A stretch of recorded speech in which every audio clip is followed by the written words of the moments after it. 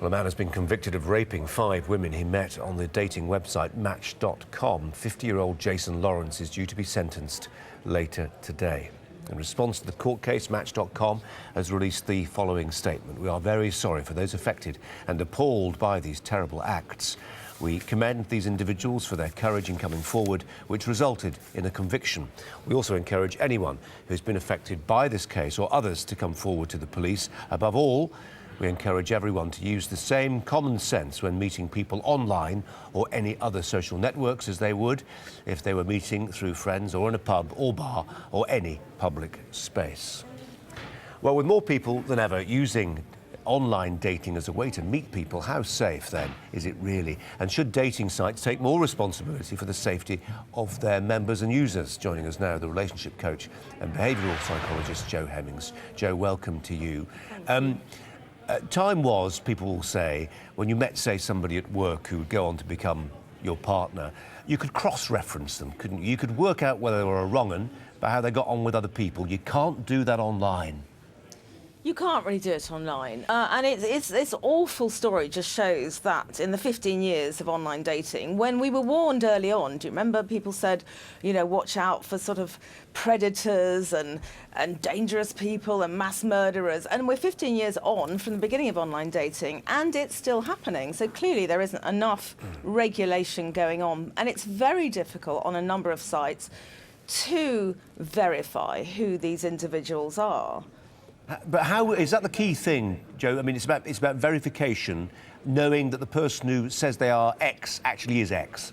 Well, I think that's part of it, yes. I mean, you want to know exactly that. I mean, everybody you're going to meet, don't be fooled whether you've been having a chat with them on an online dating site or on an app, is actually going to be a stranger when you meet them. And you need to use the same sense, practical common sense that you would use when meeting anybody.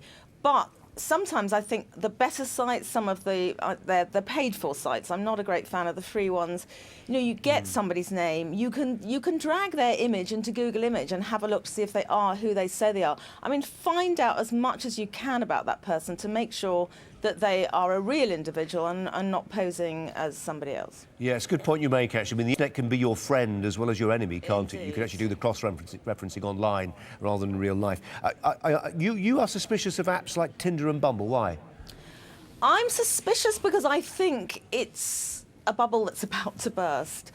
They're all free. There's very little, if any, verification or validation of who is actually on that site. They're very casual in their nature, particularly Tinder. So I think you can get yourself into a circumstance very quickly that could become quite unpleasant. So I just think this use of apps, which is almost overtaking online dating, is an accident waiting to happen simply because there is no verification, if you like, of who those people are. Yeah.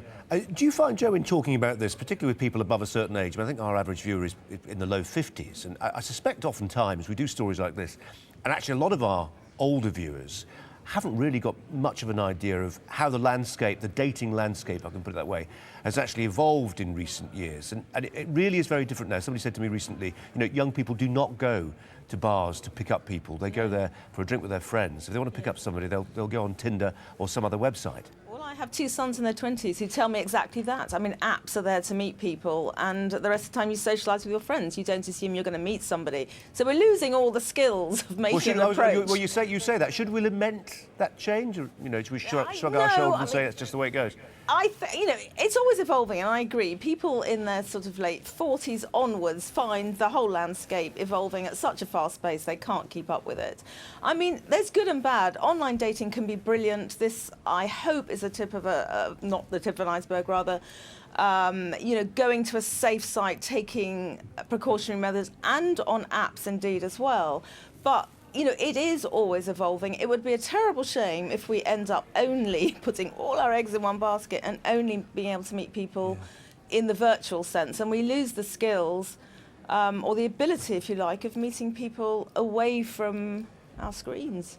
Jo, I mean, as a psychologist, I mean, do you have in your mind an ideal scenario, setting, environment where 2 people can meet that's optimal?